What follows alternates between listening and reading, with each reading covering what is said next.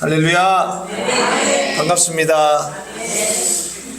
참 여러분 보니까 우리 예수님의 얼굴을 보는 것 같습니다. 한번 옆 사람 한번 보십시오. 예수님을 보는 것처럼 보이지 않는 분들은 볼 수 있게 되기를 바랍니다.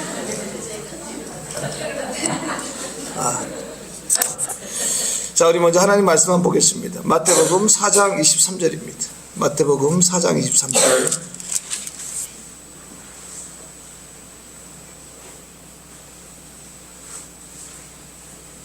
마태복음 4장 23절. 우리 함께 읽겠습니다. 예수께서 온 갈릴리에 들어가서 그들의 회당에서 가르치시며 천국 복음을 전파하시며 백성 중에 모든 병과 모든 약한 것을 고치시니. 아멘. 네, 감사합니다. 좀 끄겠습니다. 저는 경기도 화성병점에서 예수 믿음 교회를 담임하는 김승호 목사입니다. 인사드리겠습니다.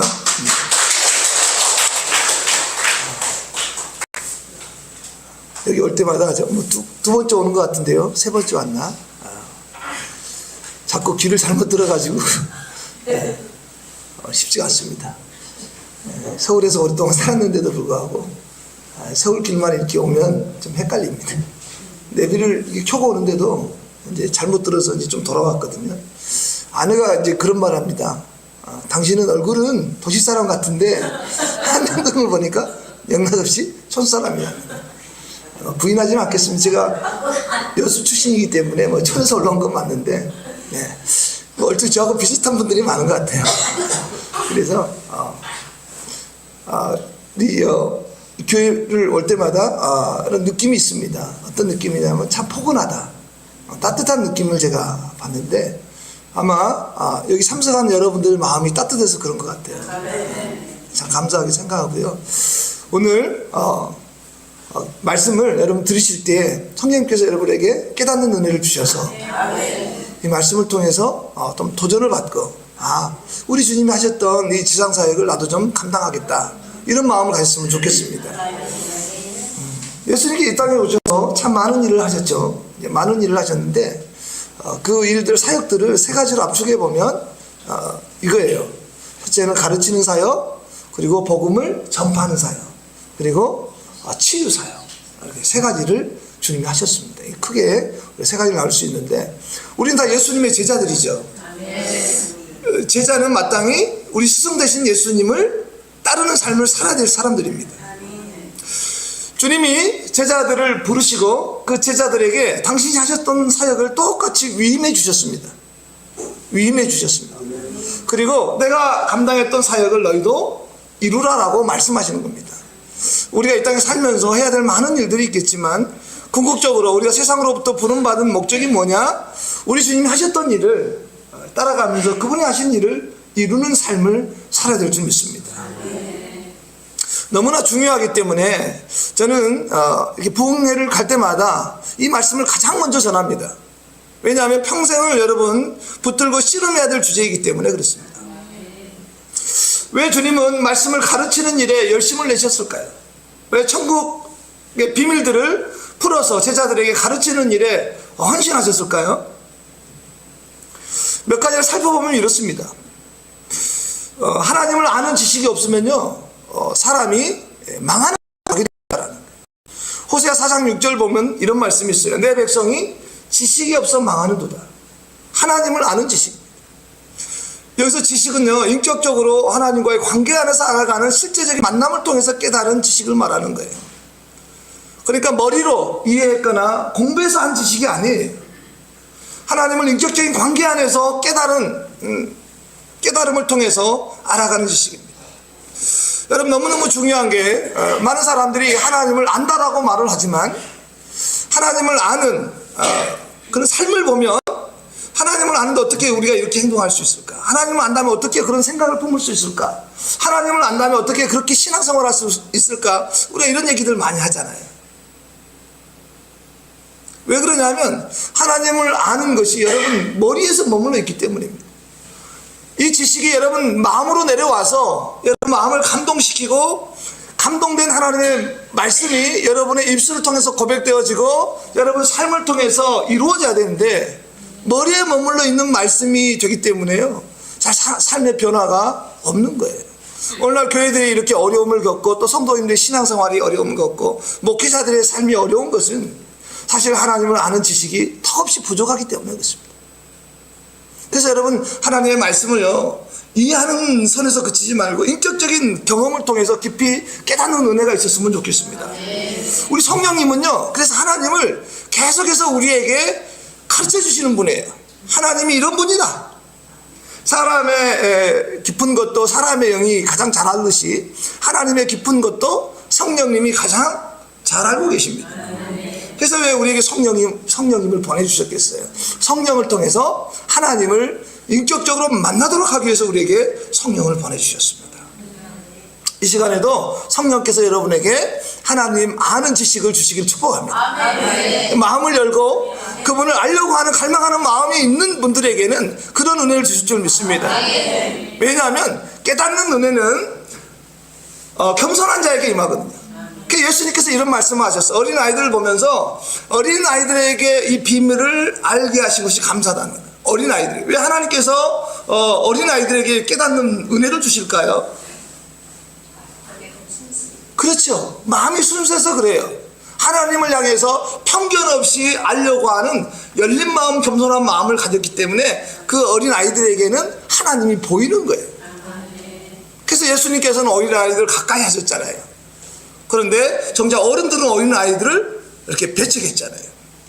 그렇습니다. 언제나 하나님을 아는 지식은 겸손한 자에게 임하는 거예요. 하나님을 알고자 하는 간절한 마음을 가진 겸손한 마음이 준비된 자를 향해서 오늘도 하나님은 당신을 열어서 가르쳐 주세요. 여러분의 눈을 열어서 하나님 보게 되기를 축복합니다. 또 말씀은 우리의 말과 행동 사역의 가이드라인을 제공합니다. 중요한 것은 여러분 우리가 이렇게 성령의 사역을 하고 이렇게 기름 부음 사역을 하고 또 악한 영을 쫓아내는데요, 모든 사역의 가이드라인은 언제나 말씀이어야 합니다. 케네스 해긴 목사님은 이런 말씀을 하셨어요. 저는 아무리 내가 보고 아무리 내가 들은 것도 하나님이 말씀하지 않은 말씀이라면 저는 버리겠습니다. 저는 그게 100번 옳다고 믿습니다. 여러분이 꿈을 통해서 또 환상을 통해서 여러분 내적 음성을 통해서 들은 모든 것들을 영적인 분별력과 통찰력을 가지고 분별해야 되는데 그 기준은 언제나 하나님의 기록된 말씀입니다. 왜 그렇습니까? 왜 말씀 밖으로 넘어가지 말아야 되겠습니까? 하나님은 말씀 밖에서 말씀하시는 분이 아닙니다. 말씀 밖에서 일하시는 분이 아니에요. 그래서 이 기록된 로고스의 말씀은 하나님의 창조부터 하나님의 모든 구속사역을 완성하는 모든 계시들이 이미 완성되어서 우리에게 주셨습니다. 이것들이 자기 또 다른 특별한 계시들이 필요한 게 아닙니다. 여러분들에게 꿈을 주시고 환상을 주신 것은 이 말씀을 적용하는 면에 있어서 하나님이 미래에 이 말씀을 통해 어떻게 일하실지를 말씀해 주신 겁니다. 그렇기 때문에 이 말씀이 아닌 것에서 여러분 마음을 두거나 그것을 말씀의 권위 위에 두시면 절대 안 됩니다. 어떤 분들은 기록된 말씀의 권위보다 더 자기가 꾼 꿈을 또 자기가 본 환상을 더 성도들에게 많이 강조하지만 이건 100% 틀렸습니다. 여러분 그런 것은 너무 현혹되지 않게 되기를 바랍니다. 오늘 많은 사람들이 신비주의라고 우리가 이렇게 비난을 받고 성령사역하는 분들이 왜 그 도매급으로 이렇게 욕을 얻어먹겠습니까? 말씀 밖에서 얘기하고 있기 때문에 그렇습니다. 아무리 내가 본 것이 탁월하고 아무리 내가 들은 것이 대단한 말씀이어도 하나님이 말씀하지 않은 것에서는 여러분 마음을 두시면 안 됩니다. 그건 차라리 분별하고 오히려 말씀이 아닌 것들은 버릴 수 있는 은혜가 있어야 됩니다. 이미 기록된 말씀은 우리를 진리 가운데로 인도하기에 부족하지 않아요. 우리를 천국까지 인도하기에 조금도 부족하지 않습니다. 저는 여러분들이요 성령 사역보다 성령이 행하시는 이런 치유나 축사보다 더 중요하게 여러분 마음을 두셔야 되는 게 이 로고스의 말씀이라고 생각합니다. 언제나 그렇습니다. 왜냐하면 말씀은 하나님의 인격이십니다. 예수님께서 왜 십자가에 돌아가셨을까요? 그분은 말씀을 이루시기 위해 십자가에 돌아가신 겁니다. 구약의 선지자들로부터 예언하신 메시아가 오셔서 구역사역을 완성하실 것을 이미 선지자들의 입을 통해서 수없이 반복해서 말씀하셨던 것을 이루기 위해서 주님은 십자가에 죽으신 거예요. 하나님이신 예수님께서 이미 기록된 말씀을 이루기 위해서 붙잡혀 가시고 손에 못을 박히시고 나무에 매달리시고 죽으신 겁니다. 말씀을 이루기 위해 그렇게 하셨습니다. 여러분, 말씀을 소중하게 여겼으면 좋겠습니다. 정말 중요합니다. 말씀 아무리 강조해도 지나치지 않는데요, 안타깝게도 많은 사람들이 하나님의 말씀의 권위를 그렇게 중요한 가치로 때로는 여기지 못하는 모습을 볼 때 안타까운 마음이 듭니다. 특별히 말씀을 가르치고 말씀을 선포하는 입장에 있는 이 목회자 입장에서 성도들이 말씀을 통해서 은혜를 받고 말씀을 통해서 변화를 받는 것처럼 이 목회자의 입장에서 얼마나 큰 감격이 있는지 모릅니다. 오늘 하나님의 말씀을 듣고 그 말씀 안에 내가 순종하고 그 말씀을 통해서 끊임없이 이 삶이 이렇게 예수님 닮아가는 삶으로 변화되는 것을 목회자가 보는 것처럼 보람 있는 일이 없어요. 그래서 여러분, 말씀의 은혜를 받고 말씀의 도전을 받고 말씀을 통해서 새로워지는 그런 삶이 일어나기를 축복합니다. 그리고 또한 하나님의 말씀은 그 자체로 영이고 생명입니다. 왜냐하면 하나님이 영이시잖아요. 하나님은 영이세요. 영이신 하나님이 그분의 입술을 통해서 말씀하신 말씀은 영입니다. 그리고 하나님은 영원한 생명입니다. 그분의 생명은 영원한 생명이에요. 밑도 끝도 없는 영원한 생명. 그분의 말씀이 영원한 것은 우리 하나님께서 영원히 존재하여 계신 분이기 때문에 그렇습니다. 그래서 그분의 말씀은 영이면서 그분의 말씀은 영원한 생명을 주는 말씀입니다. 왜? 그분의 생명이 영원하기 때문에. 그래서 여러분, 살리는 하나님의 말씀을 영으로 들을 때, 깨달을 때 여러분 영이 살아납니다. 왜냐하면 말씀이 여러분 영을 살리는 겁니다. 하나님의 말씀 자체가 여러분의 영을 회복시키는 거예요. 그래서 여러분, 성령의 기름 부으신 성령께서 역사하신 하나님의 말씀을 듣고 깨달을 때 변화가 일어나는 겁니다. 솔직히 저는요, 강력한 변화를 언제 성도들이 많이 경험할까 보니까 마음의 깊은 깨달음을 얻을 때예요. 그래서 성경은 깨닫는 자가 복되다고 말씀하시네요. 어떤 자가 복되다고요? 깨닫는 자. 깨닫지 못하면 안 돼요. 듣기는 듣되 그것이 하나님의 말씀으로 내가 깨달아져서 삶에 순종하는 모습으로 적용될 때 여러분에게 놀라운 은혜가 있는 거죠. 순종까지 나아가지 못하는 말씀이라면 아무리 많이 들어도 무슨 의미가 있겠습니까? 여러분, 하나님의 말씀을 듣는 이유는 결국 그 말씀을 듣고 내가 변화된 삶을 살도록 하기 위해서 하나님이 말씀을 들려주신 거 생각하는데, 듣는 우리의 목적이 다 그래야 되는 건 아니겠어요? 내가 이 말씀 듣고 변화되어서 예수님의 거룩함을 본받고 예수님의 그 장성한 분량에 이른 데까지 내가 성장하도록 본받고 하나님의 뜻을 이루는 그런 성숙한 그리스도로 변화되기 위해서 하나님 말씀 듣는 거죠. 그래서 말씀을 듣는 것에 멈추는 것이 아니라 이 말씀의 삶 속에서 내 삶 가운데 실제적으로 이루어지는 것을 여러분 경험할 수 있어야 됩니다. 왜냐하면 하나님의 말씀은 살아있기 때문에. 하나님의 말씀은 본질적으로 우리를 새롭게 하는 능력이 있습니다. 히브리서 4장 12절을 보십시오. 하나님의 말씀은 살아있고 활력이 있어 좌우에 날선 검보다도 예리해 홍과 영과 및 관절과 골수를 찔러 쪼개기까지 하며 또 마음과 생각과 뜻을 판단하나니. 근본적으로 우리의 전인격을 완전히 새롭게 할 수 있는 능력이 있다. 하나님의 말씀이 그렇습니다. 그 말씀 앞에 순종하지 않는 사람이 무엇인들 순종할 수 있겠습니까? 하나님의 말씀을 들을 때에 여러분, 이 말씀의 권위 앞에 순종할 수 있는 은혜가 있기를 바랍니다. 아무리 많이 들어도 순종하지 않을 거라면 듣는 의미가 어디에 있냐, 듣는 의미가 없는 겁니다. 그렇게 됩니다. 여러분, 순종하게 들어야 됩니다. 네, 하나님의 말씀 자체로 놀라운 권세와 능력이 있다. 사람을 전인격적으로 회복할 수 있는. 여러분이 이렇게 믿음을 갖고 이 자리에 있는 것도 결국은 들어서 하나님 말씀이 믿어졌기 때문에 이 자리에 있을 수 있는 겁니다. 보이지 않는 하나님의 신성을 여러분 말씀을 통해서 믿고 깨달아져서 이 자리에 있을 수 있는 겁니다. 여러분, 예수님을 인격적으로 받아들이고 예수님을 나의 구원자로 고백할 수 있는 능력, 그것이 어디에서 왔습니까? 하나님의 말씀을 듣고 깨달아서 그렇게 고백할 수 있었던 겁니다. 하나님 말씀 자체가 능력이 있습니다. 능력 있는 하나님의 말씀을 매 순간순간마다 여러분 삶 속에서 경험할 수 있다 그러면 얼마나 즐겁겠습니까? 할렐루야. 매 순간순간. 너무 사람들이 자극적이고 여러분 너무 이렇게 좀 뭐라 그럴까요? 참 이런 것을 많이 추구해요. 그런 경향이 있습니다. 뭔가 사람이 익숙해지면 이제 좀 더 자극적인 자극이 없으면 사람들은 좀 너무 뭐라 그럴까요? 저렇게 심심하게 생각하는 경향이 있어요. 유대인들의 성향이 그랬습니다. 예수님께서 오셔서 많은 표적을 일으켰지만 유대인들은 늘 예수님을 향해서 뭐라고 그랬습니까? 더 강력한 표적 없습니까? 우리에게 보여줄 또 다른 표적은 없습니까? 계속해서 표적을 일으키고 있습니다. 그러니까 예수님은 충분히 당신이 하나님의 아들이심을 끊임없이 말씀하셨습니다. 나는 하늘에서 내려온 산떡이다. 나는 아버지로부터 보냄을 받았다. 그리고 나는 그분의 말씀을 하는 거다. 그분이 하신 일을 보고 나는 그분의 일을 동일하게 이루려고 이 땅에 왔다. 끊임없이 성부와 자신을 동일시하면서 그분의 뜻을 이루게 이 땅에 오셨다고 계속해서 말씀했음에도 불구하고 예수님을 향해서 그들은 믿음을 갖는 대신에 끊임없이 그들이 보고 믿을 만한 표적을 요구했던 거예요. 인간의 악함이 거기 있는 것 아니겠습니까? 인간은 근본적으로 오감을 통해서 받아들이려고 하는 연약함이 있습니다. 봐야 믿으려고 하고 들어야 믿으려고 하고 만져야 믿으려고 하는 대표적인 사람이 도마 아니겠어요? 주님이 살아났다고 다른 제자들이 그렇게 얘기했지만 도마가 못 믿었잖아요. 그것이 인간의 연약함이에요.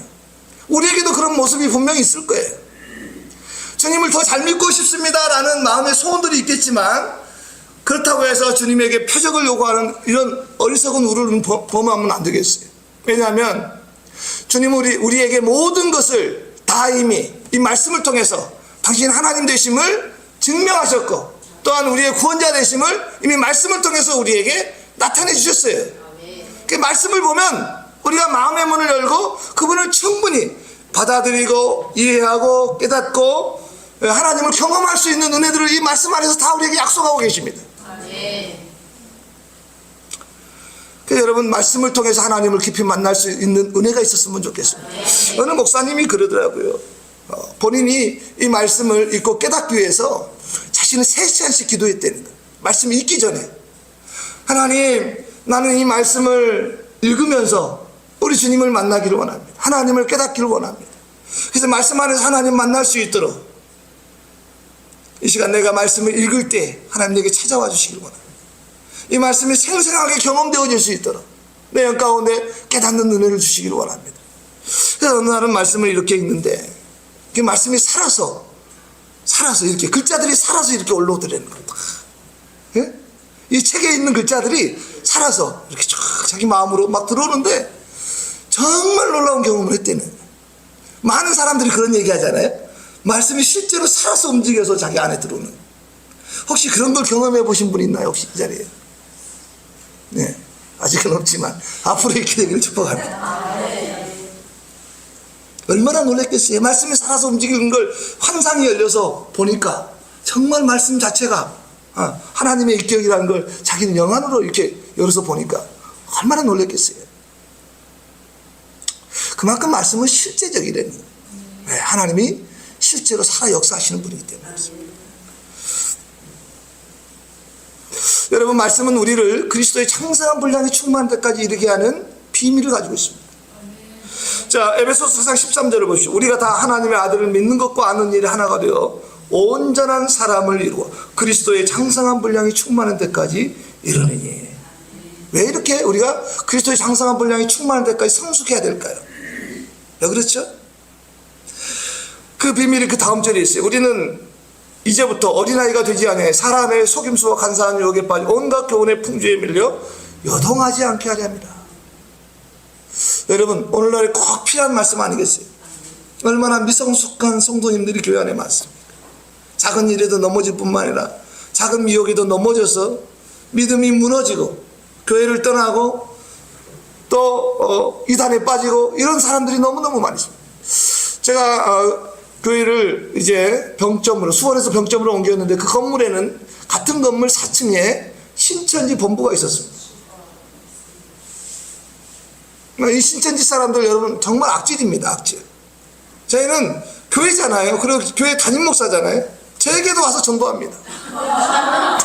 당당하게 와가지고 판플레 가지고 와서 뭐 떼거지로 몰려옵니다.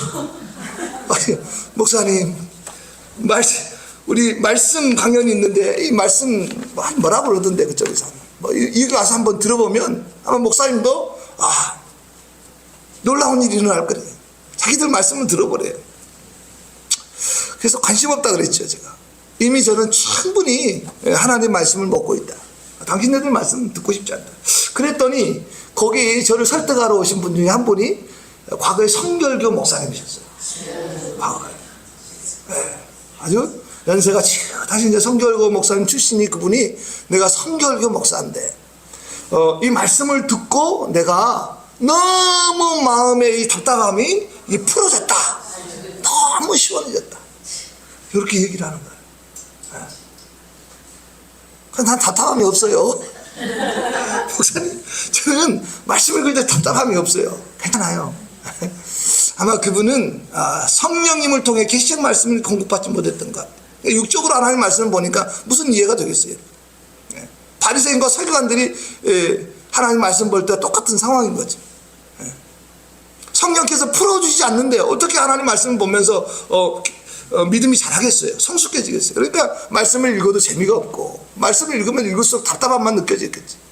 그러나 여러분, 성령의 충만한 가운데 성령께서 풀어주시는 말씀만 한번 읽어보십시오. 얼마나 신난지 모릅니다. 하나님 말씀이 파노라마처럼 보입니다. 저는 이 성령을 받고 또 성령의 강력한 임재 안에서 이렇게 말씀 보면 정리가 돼요. 정말 이렇게 착착착착 정리가 되는 걸 제가 많이 느껴요. 하나님 말씀이 여기에 있는 말씀이 이렇게 연결되어 있구나. 여러분, 대표적인 케이스예요. 창세기 3장에 보면 에덴 동산의 선악과가 나오죠. 거기 첫 아담은 사단의 미혹에 넘어지죠. 둘째 아담 되시는 예수님은 마태복음 4장에서 마귀의 시험에 승리하세요.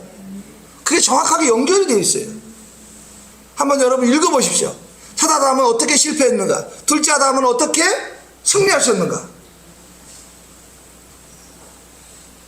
저는 이런 것들을 보면서 이렇게 하나님의 말씀이 이렇게 짝으로 신구약에 정확하게 계시되어 있구나. 제가 예배론을 또 생각할 때마다 많이 찾는 게 가인과 아벨의 지사입니다. 보십시오. 첫사람 아담과 하와가 잉태한 첫아들 가인과 아벨이 제일 먼저 했던 행위가 뭐냐면 하나님께 예배하는 거였어요. 성경 전체를 관통해서 우리가 해야 될 일이 뭔가를 가장 먼저 창세기에 소개하고 있다는 거예요. 죄인으로서 우리가 해야 될 일, 하나님을 예배하는 거예요. 그 예배자의 모습이 계속해서 나옵니다. 끊임없이 계시록까지 계속해서 하나님을 예배해야 되는 예배자의 모습이 나오더라고요. 이처럼 성경을 보면요, 여러분들이 이제 성령을 통해서 깨닫게 해주시는 말씀들이 계속해서 보이기 시작할 거예요. 이런 말씀들이 왜 필요하냐면 여러분을 성숙시키기 위해서예요. 지금 미혹의 시대잖아요. 예수님께서 마태복음 24장에 마지막 때에 일어날 일들을, 징조들을 말씀하시면서 주의해야 될 첫 번째 주의가 뭐냐면 사람의 미혹을 조심해야 해요. 사람의 미혹을 조심해야 해요. 마귀도요, 사람들을 통해서 믿는 여러분들을 미혹하고 있다는 거예요. 미혹의 시대잖아요. 사단도 광명의 천사처럼 여러분 자신의 하려고 하는 일들을 숨긴 채 여러분 믿음의 사람들을 미혹하기 위해서 얼마나 많은 사람들을 미혹하고 있습니까? 여러분 성숙해지시기 바랍니다. 성숙해지시면요, 하나님이 알게 하세요. 분별하게 하십니다. 옳고 그름을 정확하게 분별할 수 있는 은혜를 주셔요. 그래서 여러분 하나님 말씀을 듣는 일에 열심을 냈으면 좋겠습니다. 왜냐하면 믿음은 들음에서 나기 때문에 계속해서 하나님 말씀을 듣다 보면 믿음이 성숙합니다. 그래서 이렇게 주님께서는 같은 말씀을 반복적으로 계속해서 반복적으로 얘기하고 있습니다. 사도 바울도 마찬가지죠. 서신서에 보면요, 에베소 교회에 보낸 편지하고 골로새 교회에 보낸 편지가 많은 경우 중첩이 되어 있습니다. 많은 경우. 왜 이렇게 반복적으로 얘기하는가? 반복적으로 가르쳐서 반복적으로 들을 때 믿음이 생기기 때문에 그렇습니다. 그래서 왜 우리 목사님은 같은 내용을 저렇게 계속해서 반복해서 우리에게 얘기하시나? 반복해서 얘기해도 믿음이 자라지 않으면 반복해서 들어야 합니다. 여러분 순종하지 않고 있는 말씀의 영역에서는요, 믿음이 생긴 게 아니에요. 사실은. 왜냐하면 믿음은 행함으로만 증명이 돼요. 행하지 않는 믿음은 그 자체로 죽은 거라고 말씀했어요. 그러니까 내가 하나님 말씀을 들었는데 지금 순종이 안 되고 있다. 그러면 내가 그 말씀에 대해서 적어도 믿음을 갖지 못한 거예요. 우리가 어떤 말씀은 잘 순종하고 있지만 어떤 말씀은 순종이 안 돼요. 순종이 안 되는 말씀은 계속해서 들으셔야 됩니다. 누군가가 밉습니다. 원수를 사랑하라, 그를 위해 축복하라, 이렇게 하나님의 말씀이 있잖아요. 나는 왜 미워하고 있는가? 왜 누가 용서가 안 되고 있는가? 용서가 안 되고 있는 부분에 있어서는 사랑하라고 하신 하나님의 말씀을 들어야 되는 거예요. 말씀을 들으면 여러분의 육신의 생각들은 떠나가고 하나님의 말씀에 순종할 수 있는 은혜를 주시게 됩니다. 자, 그래서 여러분이 이렇게 우리 예수님께서 가르치는 사역을 통해서 믿음을 성숙시키고 그래서 장성한 분량에 충만할 때까지 이르러 우리가 정말 예수님을 따르는 성숙한 제자로 살기를 바라신다. 그래서 여러분은 말씀을 열심히 가르침을 받아야 되겠죠. 뿐만 아니라 여러분이 또 가르치는 위치에 있을 때는 여러분 말씀을 잘 가르칠 수 있는 사람들 되셔야 됩니다. 우리는 누군가로부터 말씀을 가르침을 받을 뿐만 아니라 또 누군가에게 말씀을 가르치는 자로 살아가야 됩니다. 어떻게 가르쳐야 될까요?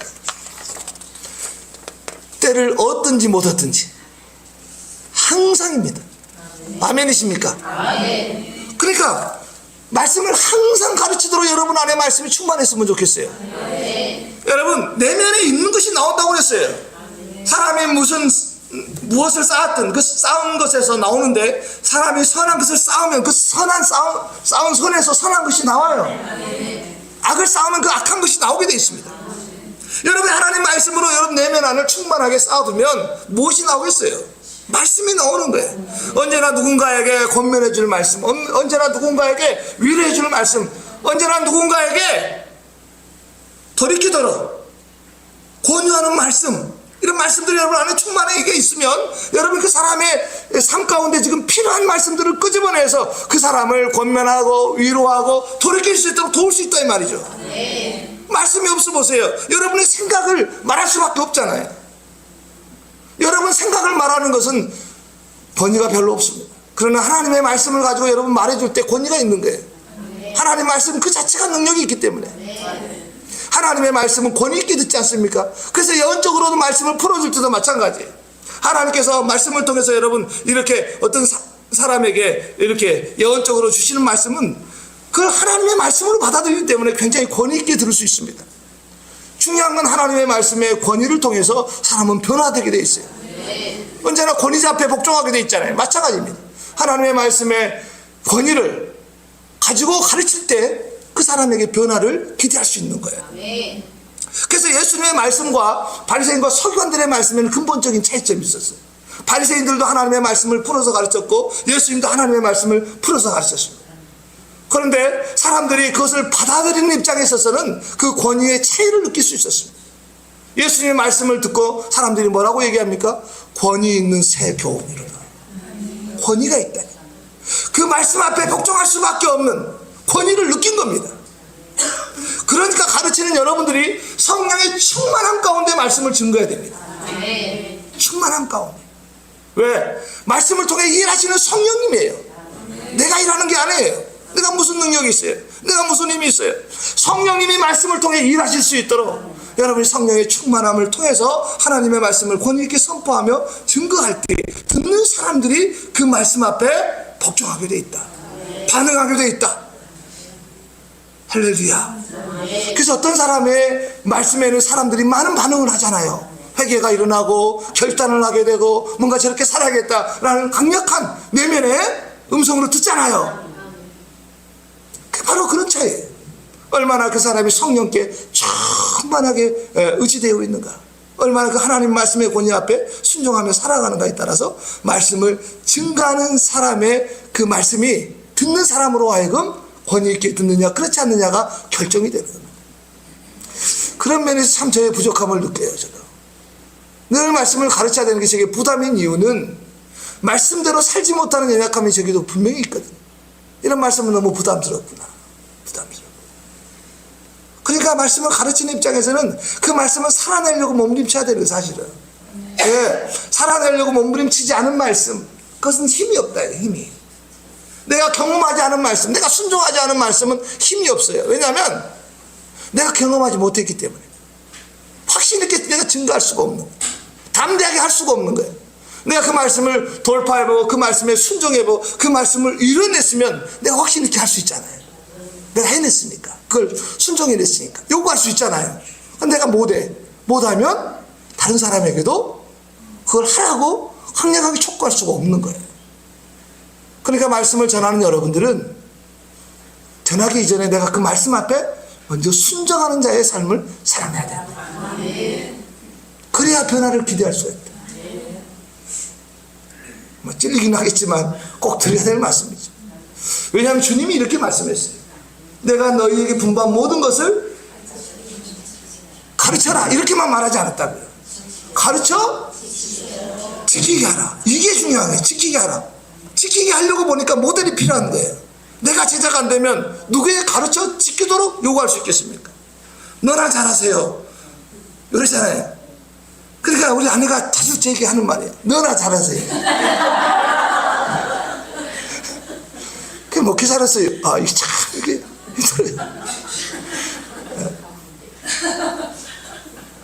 저는 지금 치아가요. 여러분 지금 빠졌다가 다시 붙어졌어요. 치아가.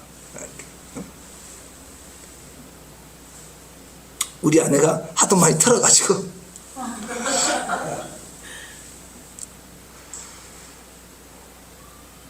가르쳐 지키게 하라. 가르치는 건 누구나 할 수 있는데 지키게 하는 것은 내가 삶으로 살아내지 못하면 지키기가 안 되는. 사도 바울이 보십시오. 사도 바울이 예수님을 본받으십시오 이런 얘기도 했지만 내가 그리스도를 본받는 것처럼 너희는 누구를 본받으라? 나를. 이렇게 말할 수 있는 사람이 몇 명이나 되겠어요? 다 그렇게 말 못한다고요. 나도 주님을 본받으려고 애쓰고 있습니다. 여러분들도 주님 본받으십시오. 이렇게는 설교하겠지만 내가 주님을 본받는 것처럼 그럼 나를 본받으세요. 나를. 이렇게 말하는 사람은 많지 않을 거예요. 왜? 실제로 그렇게 살아야 되기 때문에. 참 부담스러운 거예요. 그래서 말씀을 가르치는 입장에 있는 사람은 말씀을 가르칠 때 엄청난 부담감을 느끼죠. 사실은. 왜? 나는 그렇게 살고 있는가. 만약에 부담 없이 증거한다. 그럼 집중 안 합니다. 내가 정말 하나님 말씀에 정말 잘 순종하는 사람이든지 아니면 아무 개념이 없든지 아무 생각이 없는 사람은 말씀을 그냥 전달하는 거예요. 바리새인처럼. 말씀이 카더라는 아무런 능력이 없어요. 카더라는. 내게 이루어진 말씀만 권세가 있고 힘이 있는 겁니다. 그래서 여러분 우리가 말씀을 듣는 위치에서 성숙한 그리스도의 성숙한 제자가 되어야 될 뿐만 아니라 가르치는 위치에 있어서도 그렇습니다. 그러니까 제자가 돼야 됩니다. 제자가 되지 않고는요 가르칠 수가 없는 겁니다.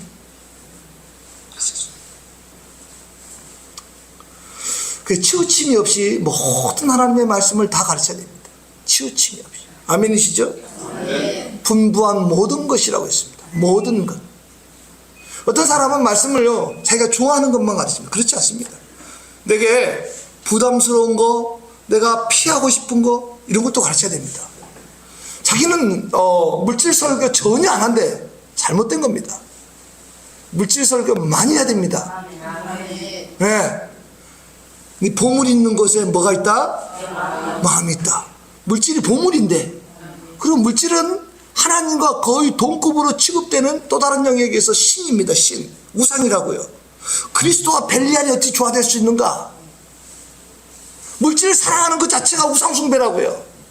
돈을 사랑하면 일만하게 뿌리라고 그랬어요. 그런데 물질 설교를 하지 않는다. 이건 아주 잘못된 겁니다. 왜? 오늘날은 많은 사람들이 물질 때문에 믿음을 배반하고 주님을 떠나는 시대입니다. 여러분 정말 하나님 앞에서 우리 물질과는 새롭게 해야 될 뿐만 아니라 또 오늘날을 살아가는 성도들에게 주님의 때가 가까이 오면 더 많이 주님을 향할 수 있도록 도와줘야 됩니다. 물론 지혜롭게 해야 되겠죠. 지혜롭게. 낙심시키지 말고. 그래서 치우침이 없이 가르쳐라. 모든 하나님의 말씀.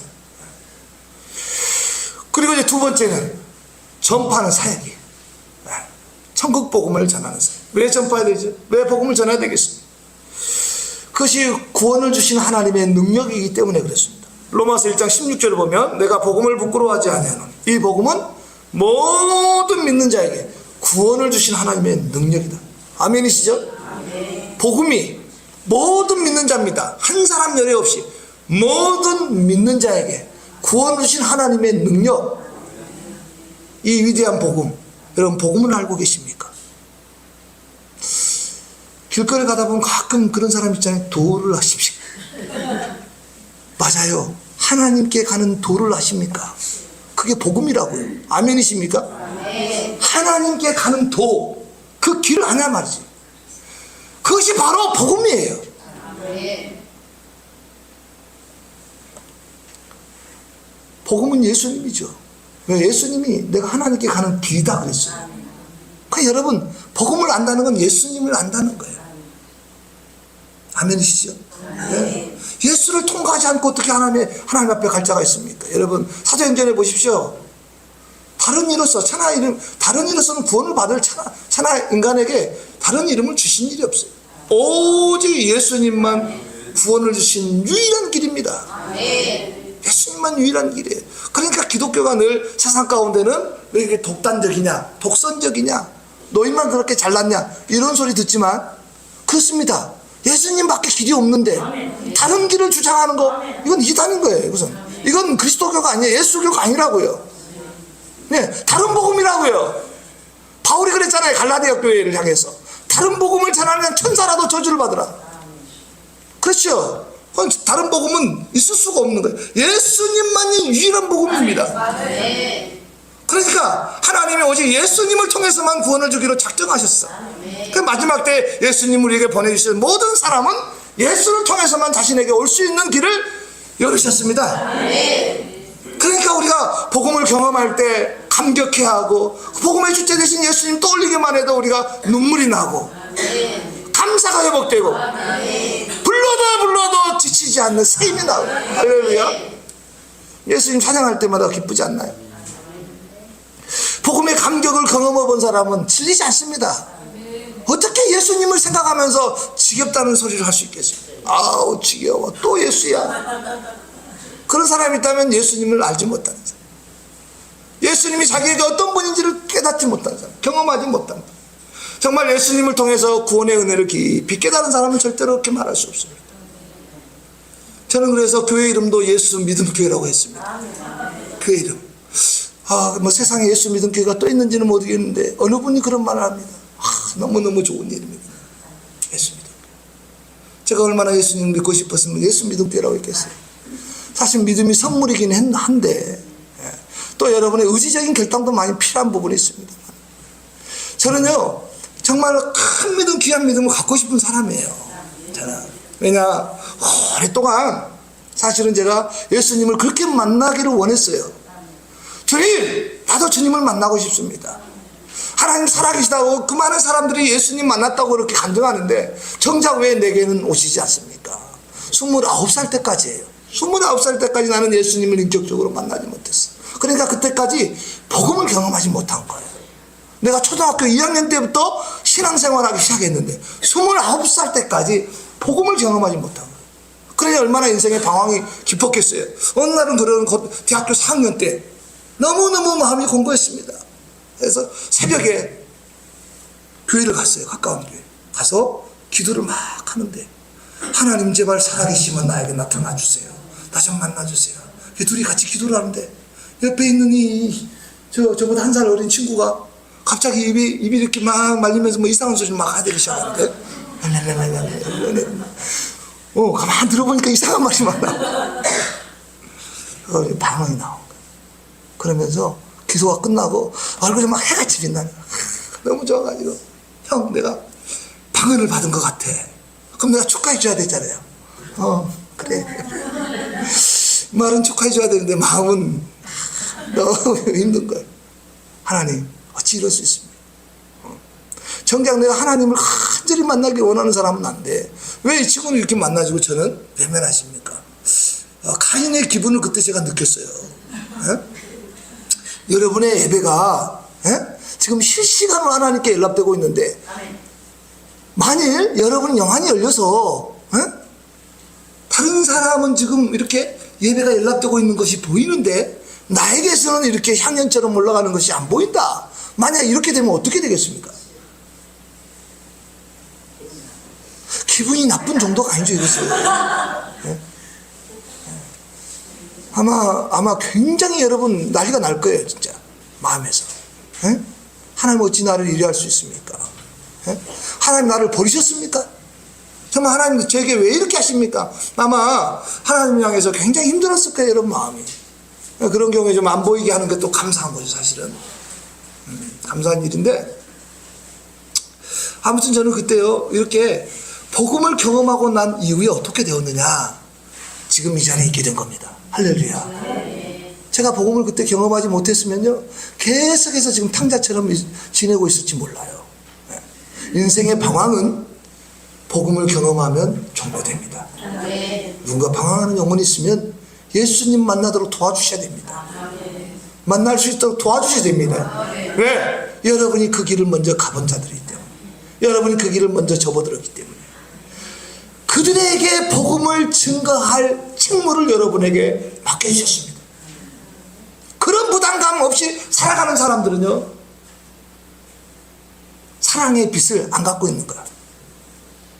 여러분이 예수님께 지은 사랑의 빛은 얼마나 크다고 생각하세요? 여러분이 주님께 지은 사랑의 빛, 그 크기가 얼마나 된다고 생각하십니까? 네, 계산을 못 하시죠. 그게 맞습니다. 여러분이 아무리 노력을 해서 이 세상에 그 무엇을 다 갖다 바쳐도, 요즘 금값이 막 폭등하고 있죠. 그러면 아마 1000만 돈 정도 있어도 그것으로도 그 사랑의 빛은 못 갚습니다. 지구를 한 1000개쯤 갖다 바쳐도 그것으로도 못 갚습니다. 주님의 생명의 가치는 그보다 훨씬 더 큽니다. 아멘. 아멘이십니까? 아멘. 자, 그러면 그렇게 엄청난 가치를 지니신 주님의 생명이 여러분의 생명입니다. 아멘. 이해를 못 하셨습니까? 혹시 이해를 못 하신 분 계세요? 자, 그래서 여러분의 생명의 가치를 다시 계산해야 됩니다. 아멘이십니까? 아멘. 여러분은 여러분 자신의 가치가 얼마나 된다고 생각하십니까? 여러분은 예수님의 생명만큼 가치가 있습니다. 아멘. 왜?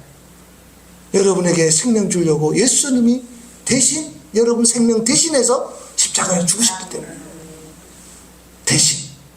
그러니까 여러분 가치 있고 의미 있게 사셔야 된단 말이에요. 아멘. 왜? 여러분의 생명의 가치가 그렇게 귀하기 때문에.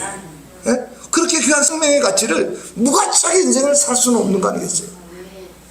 그래서 여러분, 그렇게 소망 없이 살아가는 자들, 무가치하게 살아가는 인생들에게 예수님을 소개해 주시라고요.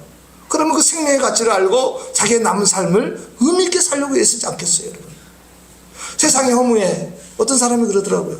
세상이 너무 험해서 전쟁이 나서 다 죽었으면 좋겠대. 자기 혼자 죽기는 너무 억울하고, 그래서 이참에 전쟁이라도 나서 같이 죽으면 덜 허무할 것 같대. 근데 그런 사람이 의외로 많다라는 거예요. 실행할 수 없어서 그랬어요. 인생이 너무 공고해가지고요, 무엇을 해도 이 공허함이 채워지지 않는, 예수님만 채울 수 있어요. 예수님으로도 안 채워지는 인생이 무엇으로 채워지겠습니까? 생각을 해보십시오. 예? 예수님이 우리의 전부인데, 그 전부 대신 예수님으로 채울 수 없는 거라면 무엇이 여러분 공허함을 달랠 수 있겠습니까? 무엇을 해야 즐겁겠냐? 사실요, 예수님 안에 있으면서도 다른 것이 자꾸 보이고 우리 안에 다른 것이 들어오고, 그것을 계속해서 우리가 더 얻기를 갈망하고 이렇게 살아가는 거 굉장히 사실은 심각한 문제예요. 시편 23편을 보십시오. 여호와는 나의 목자시, 내게 부족함이 있어요, 없어요? 솔직히 말합시다. 솔직히 여러분 양심을 보고 한번 고백해 봅시다. 하나님 한 분만 있으면 다른 건 절대 필요 없겠어요? 네, 할렐루야. 아주 이렇게 흡족하게 대답을 해주셨어요. 네. 이래야 이제 커뮤니케이션이 일어날 수 있어요. 네. 복음이면 충분함에도 불구하고 사실은 우리는 이것도 좀 있고 저것도 있어야 된다고 생각해. 왜? 복음의 의미를 깊이 못 깨달았기 때문에. 그분의 생명의 가치가 얼마나 나게 엄청난 것인 걸 제대로 알지 못하기 때문에 그렇습니다. 사실 예수님으로 충만케 된 사람은요, 다른 모든 것에서 보너스로 하나님이 다 주신다고 저는 생각해요. 우리가 다른 것에 눈을 들여서 예수님조차 제대로 채워지지 않고 다른 것 때문에 또 신앙의 문제가 생기는 거지, 예수님으로 만족함을 얻겠다, 내 안에 예수님으로 충만케 되기를 내가 간절히 원한다, 그래서 그분만을 추구하는 삶을 그렇게 살다 보면 다른 인생의 부수적인 것도 다 채워줄 줄 믿습니다. 예수님이 전부라면서요. 주님이 이런 말씀하셨습니다. 은도 내 것이고 금도 내 것이다. 모든 것이 다 주님의 것 아니겠습니까? 여러분 이 땅에서 그분 것을 빌려 쓰는 것뿐입니다. 잠시 동안. 무엇이 아까워서 생명까지 내어주신 분이 무엇이 아까워서 다른 건 안 주겠냐 이 말이에요. 다 주시죠. 예? 자신의 생명까지 주신 분이 무엇이 아까워서 다른 걸 아끼겠냐 이 말이에요. 모든 것을 주십니다. 그러니 제발 예수님을 구하십시오. 복음을 구하시라고요. 복음으로 충만케 되면 여러분 인생 가운데 필요한 모든 것들은 다 채워져요. 그냥 설령 안 채워져도 여러분 이미 배부른 자예요. 따라합니다. 이미 배부르다. 이미 여러분은 모든 것을 가진 분이에요. 무엇이 부족합니까? 여러분 예수님을 가졌으면 모든 걸 가졌지. 세상보다 크신 분을 가졌는데 무엇이 더 부족합니까? 그러니까 우리가 얼마나 잘못된 언어 생활을 하는지, 잘못된 생각을 갖고 살아가는지, 잘못된 가치관에 우리가 빠져 살아가는지 우리가 금방 알 수 있다 이거예요.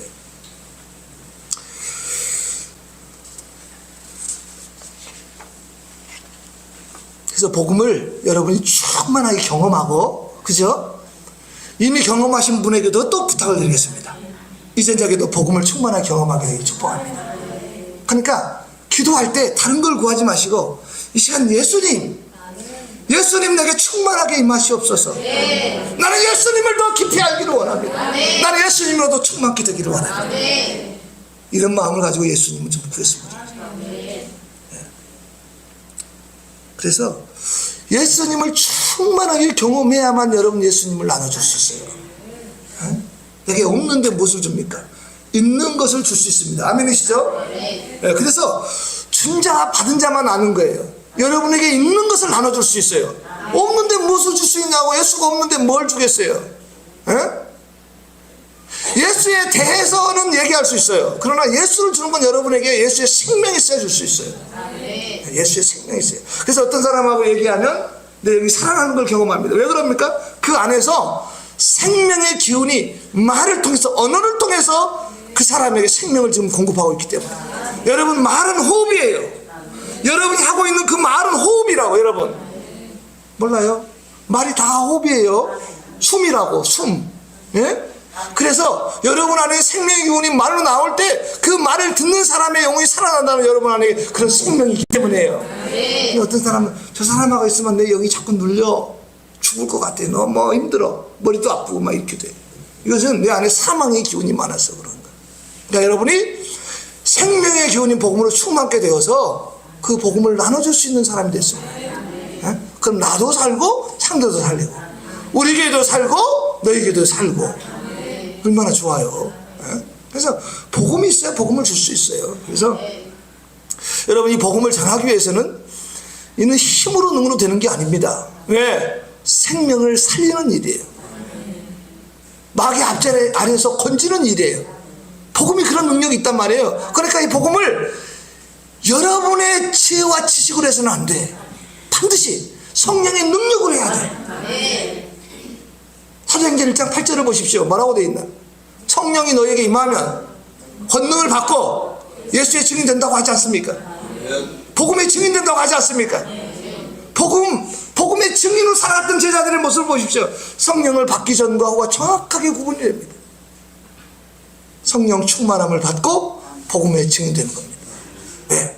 복음이 능력으로 증거될 때, 성령의 능력으로 증거될 때 하나님의 권위 아래에서 세워집니다. 믿음이 사람의 지혜로 세워지는 것이 아니고 하나님의 능력으로 믿음이 세워집니다. 그러니까 성령께서 감화 감동 역사하셔서 세워진 믿음이 무너지지 않는 거예요. 그러니까 아볼로가 말씀을 잘 풀어서 가르쳤지만 나중에 브리스길라와 아굴라가, 성령이 충만한 브리스길라와 아굴라가 말씀을 풀어서 가르쳤습니다. 왜 그게 필요했겠어요? 사람의 지식으로 가르쳤던 아볼로가 이제 성령의 능력으로 하나님의 말씀을 먹게 된 거예요. 성령의 사람으로 변화된 거예요. 여러분, 하나님의 말씀을요, 사람의 지혜로만 가르치면 안 돼요. 반드시 성령의 능력으로 선포할 수 있어야 돼요. 성령께서 복음을 통해서 일하실 수 있도록 여러분이 통로가 되어주시면 성령님이 일하십니다. 그래서요, 복음을 담대하게 증거할 수 있도록 성령 안에서 기도할 것을 사도 바울이 요청한 거예요. 에베소 교회에. 성령 안에서 기도해야 됩니다. 아멘이시죠? 네. 왜냐하면 복음이 사람의 지혜로 절대로 증거돼서는 안 돼요. 성령의 능력으로 증거돼야 돼요. 그래야 그 듣는 사람의 믿음이 무너지지 않아요. 그리스도 터 위에 세워져서 견고하게 흔들리지 않게 되는 겁니다. 자, 이제 세 번째, 치유하는 사역입니다. 몇 분이나 남았죠? 50일. 예. 왜 치유 사역이 필요할까요? 응? 왜 치유 사역이 필요하죠? 제가 목회하기 전에요, 이제 기도하는 중에 우리 아이가 사실 많이 아팠어요. 큰 아이가. 아시는 분도 있을 건데, 제가 이제 복음을 전하는 현장마다 우리 아이를 이렇게 종종 간증을 합니다. 왜냐하면 아이가 제 삶을 이렇게 주님께로 드릴 수 있는 통로가 되어 주었어요. 우리 아이가. 그 아이가 중증 장애를 앓고 태어났는데, 그 아이를 위해서 기도할 때예요. 기도하는데 하나님의 내적 음성이 이렇게 들려요. 너는 네 아이를 보면서 얼마나 마음이 아프고 힘드니, 이렇게 하나님의 내적인 음성이 들려요. 뭐 당연한 말이죠. 사실은 너무 힘들죠. 하나님, 그걸 질문이라고 하세요. 불경건하게 제가 속으로만 그렇게 했는데, 너무 힘든 상황에서 하나님 그렇게 물어오는데 뭐 당연한 거니까 네, 힘들어요. 제가 이렇게 얘기했죠. 그런데 하나님도 마음이 힘들대요. 그러니까 나도 힘든데 내 말을 듣는 누군가 나는 더 힘들어, 이렇게 말하면 더 이상 할 말이 없잖아요. 에? 내가 더 이상 넋두리 할 수가 없잖아요. 내가 힘든데 하나님은 더 힘들대. 그러면서 뭐라고 그러냐, 나는 사지 육신은 멀쩡한데 영혼이 장애하다니. 영혼이 장애인 내 자녀가 너무 많다, 세상에. 내가 그들을 너에게 부탁하마, 이런 얘기를 내가 들었어요. 하나님의 내적인 음성. 평신도인데, 내가 신학도 안 하고 있는데, 제가 펑펑 울었잖아요. 이제 그 얘기를 막 마음에서 이렇게 들려오는데, 내면에 깊은 음성이 들려오는데 너무나 강력해서 더 이상 뭐 여기에 대해서 뭐 하나님 고쳐주세요, 뭐 그런 기도를 못 드리더라. 하나님 딱 못을 박더라고. 네가 슬퍼하고 괴로워하는 그것보다 난 더 큰 고통을 겪고 있다. 내 자녀가 영적인 자녀. 겉으로 보면 육신이 멀쩡한데 영혼이 장애하더니, 영혼이. 그들을 맡기만 하면서 그들을 온전케 했으면 좋겠다. 온전케 해라. 그래서 제가 그 음성을 품고요, 그때부터 도대체 하나님이 그 영적 장애를 어떻게 온전하게 해야 되는가. 그것이 언제나 숙제였어요. 제가 목회하면서도 숙제. 제가 기쁨의 교회 이종선 목사님, 또 몇 분을 만났어요. 영적 스승들을. 그 전에도 또 만나고. 정말 귀한 분들을 많이 만났어요.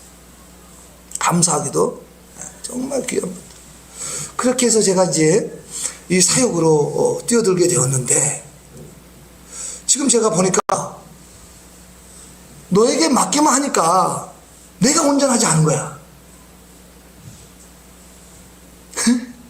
아니, 온전케 해야 될 책임을 감당해야 될 내가 온전하지 않은데 누구를 온전한 길로 인도할 수 있을까? 이게 온전한 길이에요, 이렇게 하면 돼요. 어떻게 내가 설득할 수 있을까?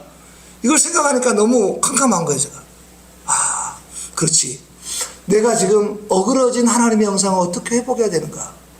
이게 내 숙제가 되었어요, 숙제가. 여러분도 아마 그런 숙제들 안고 있죠? 예, 여전히 그 숙제를 지금 풀고 계시죠? 예, 저도 그랬단 말이에요. 제가 하나님의 음성을 듣고 이 사역을 이루려고, 온전한 사역을 하기 위해서 무엇이 내게 필요한가를 내가 고민하면서 기도했을 때 하나님이 이 길로 인도하셨단 말이에요. 영적 세계를 보게 하셨고, 악한 영들을 쫓아내고 병든 자를 치료하고, 이렇게 하는 것이 얼마나 중요한 사역인 걸 알게 된 거예요. 왜 주님이 이 땅에 오셔서 왜 병든 자를 고치고 귀신을 쫓아내는 사역을 했을까요? 그냥 나만 믿게 하면 되지. 예수님만 믿으면 되는 거 아니에요? 그러면 되는 거잖아요. 사람이요, 예수님을 마음의 문을 열고 그냥 받아들이는 사람도 있지만, 뭔가 하나님께서 초자연적인 방식으로 따르는 표적을 통해서 눈으로 보고 경험하지 않으면 믿지 않을 사람들도 많아요. 세상에는 그래요. 다 같지가 않아. 믿음이 다 순수해가지고 그냥 말로만 해도 설득되질 않고 다 의심을 해. 그래서 마가복음 16장에 보십시오. 따르는 표적으로 말씀을 확증했다. 확증해야 돼. 성령께서 왜 표적을 일으키시는가? 왜 귀신을 쫓고 병든 자를 고치시는가? 그 말씀이 맞다는 것을 증거하는 거예요. 그게 증거하는 거라고. 하나님의 말씀이 맞다는 걸 증거해요. 우리가 예수님을 믿기 전에 이 어둠의 권세자, 이 하늘에 있는 악한 영들을 우리가 따랐다고요. 이 세상의 불순종의 아들들 가운데 역사하는 그 영을 따르고 살았어요. 우리가 그것을 우리의 주인처럼 섬겼다고요. 그래도 예수님 믿기 전에, 예수님 우리의 주인으로 모셔드리기 전에. 그래서 눈에는 보이진 않지만 지금 예수님 알지 못한 사람들은 그런 상황에 있는 거예요. 공중 권세 잡은 사단의 압제 아래에서 종노릇하며 살아가고 있다고. 포로된 자들이에요. 감옥에 갇혀있는 사람들이라고요. 여러분들 영안이 열려서 그런 분들을 볼 수 없다 그러면 어떻게 그런 사람들을 건질 마음을 가지겠습니까?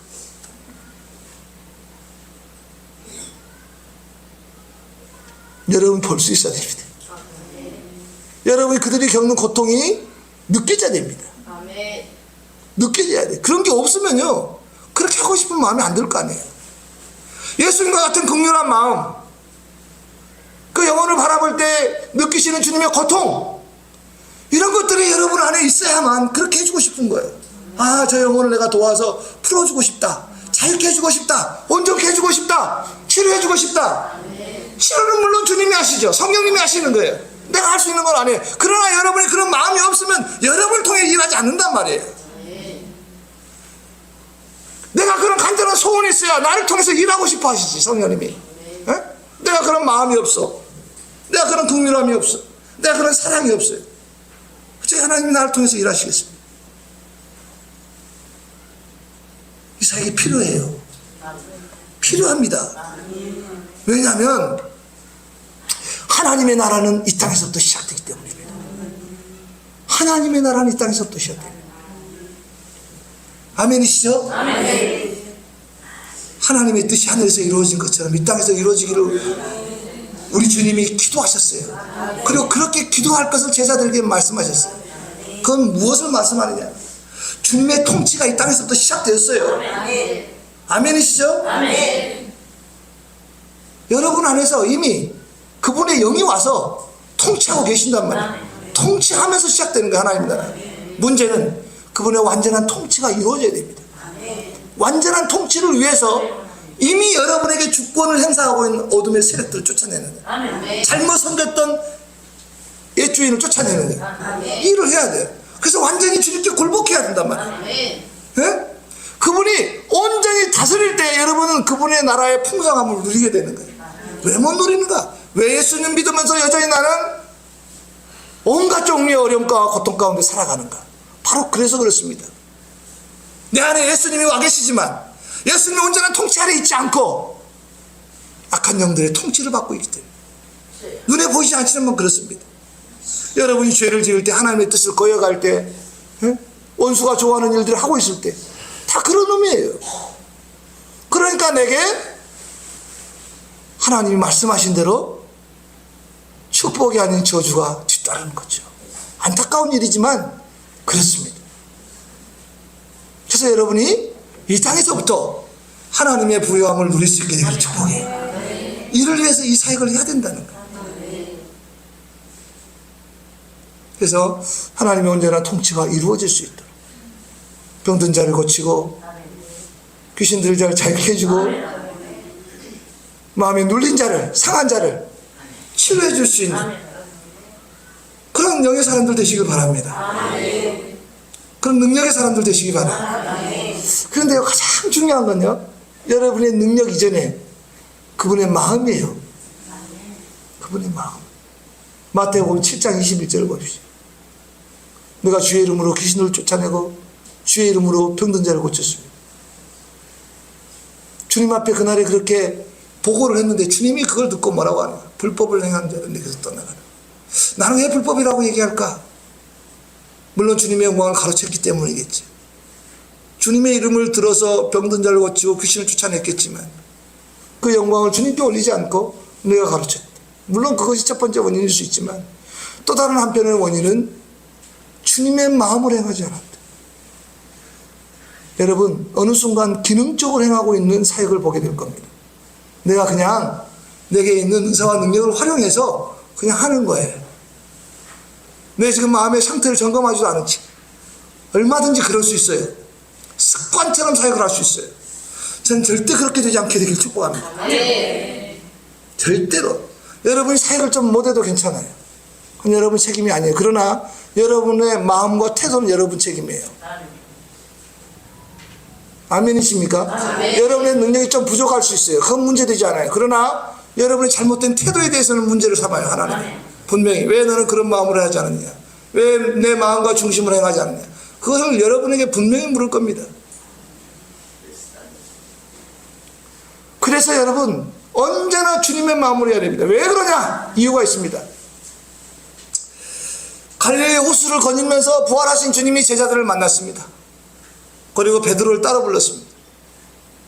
시몬아, 네가 나를 사랑하니? 3번이나 물었습니다. 왜 물었을까요? 여러분, 주님이 왜 물었다고 생각하십니까? 3번 배신했기 때문에 3번 물었다. 이렇게 아주 단순하게 대답하면 안 돼요. 그게 아닙니다. 왜 사랑이 그렇게 중요한 부분일까요? 네가 사랑이 없으면 내 양을 먹일 수가 없다. 자격이 없다는 거야. 자격 자체가 없다는 거야. 내 양을 먹이라, 내 양을 치라, 내 양을 먹이라 3번에 걸쳐서 반복적으로 얘기했는데 무엇을 전제로 했냐? 네가 나를 사랑하느냐로 물었습니다. 사랑. 이게 핵심입니다. 아멘이십니까? 저는 목회하다가 부더니도 나를 속썩이는 어떤 집사님 한 분 계셨습니다. 속을 엄청. 교회들마다 그런 사람 꼭 있어요. 뭐 여기는 없을 것 같은데 화장 보니까 없는 것 같아요. 속을 썩겠네. 3번이나 교회를 들락날락한 거예요. 갔다가 들어왔다, 나갔다가 들어왔다. 결국 나갔어요. 이제 결국 나갔는데 그때 제가 이제 그분이 미운 거예요. 너무나 밉고, 왜냐하면 제가 정말 그분의 그 필요를 채우기 위해서 정말 열심히 섬겼어요. 그런데 그런 뭐 인간적인 공로는 차치하더라도 그렇게 교회를 힘들게 한 거예요. 그래서 미운 마음이 생긴 거예요. 미움. 목회자가 성도가 밉다 이거야. 어찌 목사님이 저렇게 정도 없이 사랑도 없이 저렇게 목회를 하나. 그런데 그런 성도를 보면 미운 마음이 순간 생겨요. 생기더라. 그래서 너무 미워가지고 참 어떻게 저렇게 밉게 행동을 하나. 하나님이 징계를 하시는 겁니다.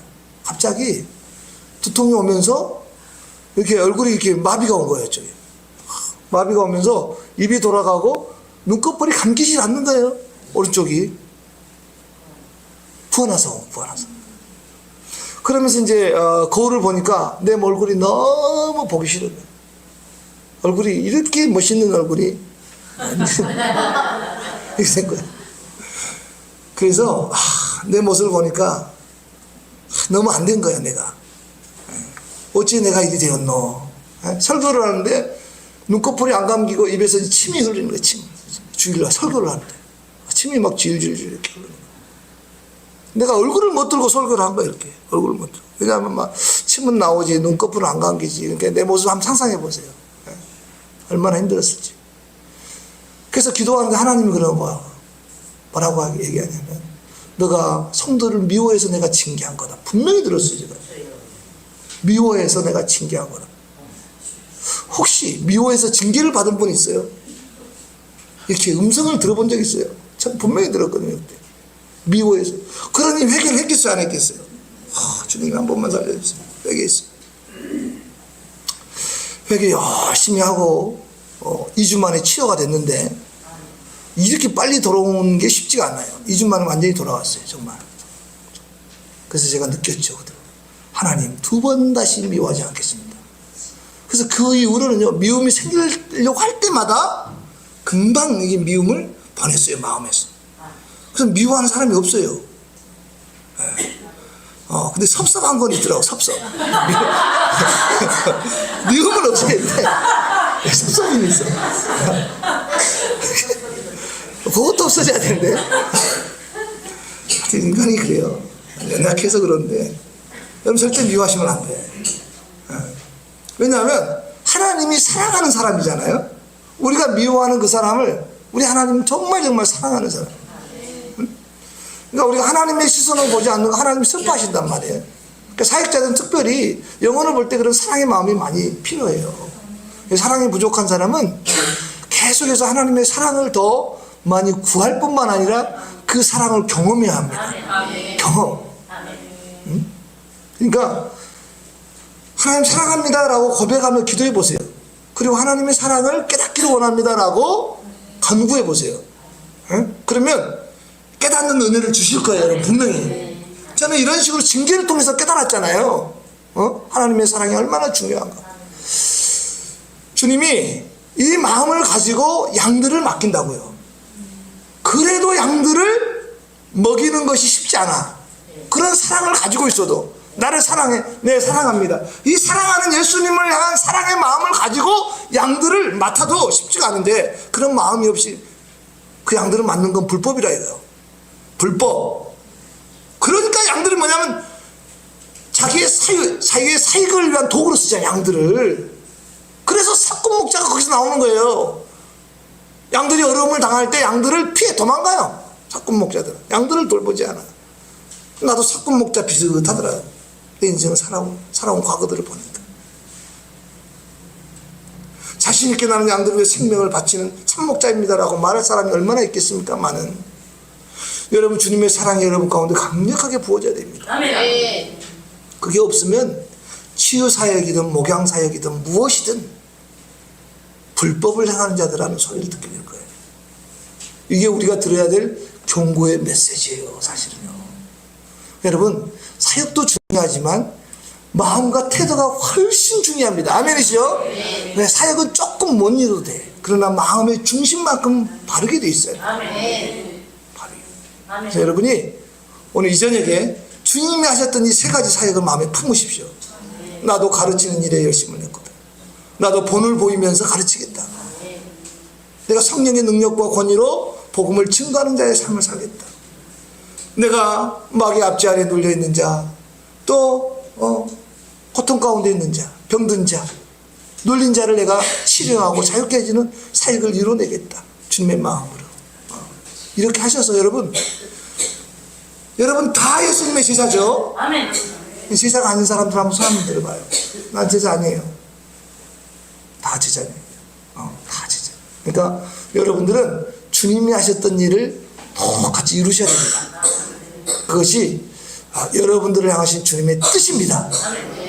이것은 목사님들이나 특별히 큰 은사와 능력을 받은 사람들만의 전유물이 절대 아니고 이미 성령을 받은 모든 사람들에게 주신 동일한 명령입니다. 여러분 배우는 위치에 있지만 또 가르치는 위치에 있어야 돼요. 여러분 복음을 증거해야 될 위치예요.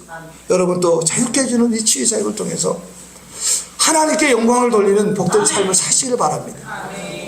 그래서 다음에 올 때는 또 올지는 안 올지는 모르겠지만 아무튼 또 불러주시면 다음에 올 때는 이곳이 정말 더 강력한 주님의 임재와 영광을 충만했으면 좋겠어요. 네, 더 부흥하고 더 많은 치유와 더 많은 회복의 은혜와 더 많은 더 좋은 간증과 놀라운 하나님 행하신 일들로 기쁨이 가득한 그런 축복된 시간이 되었으면 좋겠습니다. 기도하겠습니다. 좋으신 하나님 감사합니다. 오늘 주신 말씀을 우리가 마음에 새기면서 주님이 이 땅에서 이루신 이 중요한 사역들을 우리도 동일하게 위임받은 자로서 이루어낼 수 있도록 은혜를 허락해 주시기를 원합니다. 아버지여, 정말로 가르치는 일에 열심 내기를 원합니다. 주님을 알지 못하여 얼마나 하나님의 사람들이 자기 소견에 옳은 대로 행하고 있습니까? 그것이 정말 주님의 마음을 아프게 하고 하나님을 힘들게 하는 일임을 우리가 알기를 원합니다. 그래서 하나님을 알아가는 일에 열심을 내고 더 열심히 깨달은 것만큼 가르치고 또 복음을 증거하면서 마귀의 압제 아래에서 고통받는 자를 자유케 해주고 풀어주는 사역을 통해 하나님의 나라를 이루어가는 우리 모두가 되도록 은혜를 허락해 주시옵소서. 예수님 이름으로 기도합니다. 아멘. 자, 이제 지금부터 기도할 건데 제가 아까 말씀드렸듯이요, 하나만 구하면 되겠습니다. 저하고 이제 함께 사역할 때는 하나만 잘하시면 됩니다. 네? 제가 무엇을 위해서 기도하라고 말씀하셨습니까? 말씀드렸습니까? 네? 네. 제가 하나만 기도하라고 제가 분명히 말씀을 드리면 기억나세요 혹시? 뭐? 그렇죠. 예수님만 구하라고 그랬죠. 네. 예수님으로 충만케 되도록 구하라고 그랬어요. 그러니까 뭐 기도 제목이 많을 거예요, 여러분. 분명히 많은데 뭐 질병을 치료해 주세요, 물질의 문을 열어주세요, 장애의 진로와 진학을 위해서, 또 결혼 문제를 위해서, 남편의 뭐 이렇게 진급을 위해서, 여러 가지 사업의 문을 위해서 기도하겠지만 다 내려놓고 여러분 오직 예수님만 구하는 거 알겠죠? 아멘. 예, 다른 것을 이제 다른 기도 제목들은 다른 시간에 이렇게 하시고 지금 이 시간만큼은 예수님 구하는 일에 집중하자고요. 아멘. 그래서 저는요 이렇게 생각합니다. 제가 아무리 많은 말들로 또 뭐 대단한 얘기들로 이렇게 여러분에게 줄 수 있겠지만 우리 주님이 직접 오셔서 여러분을 터치하는 1분이 제가 1시간 내내 얘기하는 것보다 더 강력하다고 생각해요. 아멘. 1분 동안 오셔서 만지면 제가 10시간 설교한 것보다 탁월한 효과가 있어요. 아멘.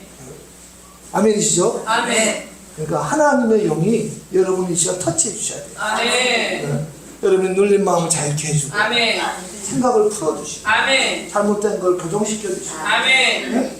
여러분의 영을 새롭게 아멘. 강력하게 기름 부어 주시면 아멘. 그것이 더 탁월한 거예요. 아멘.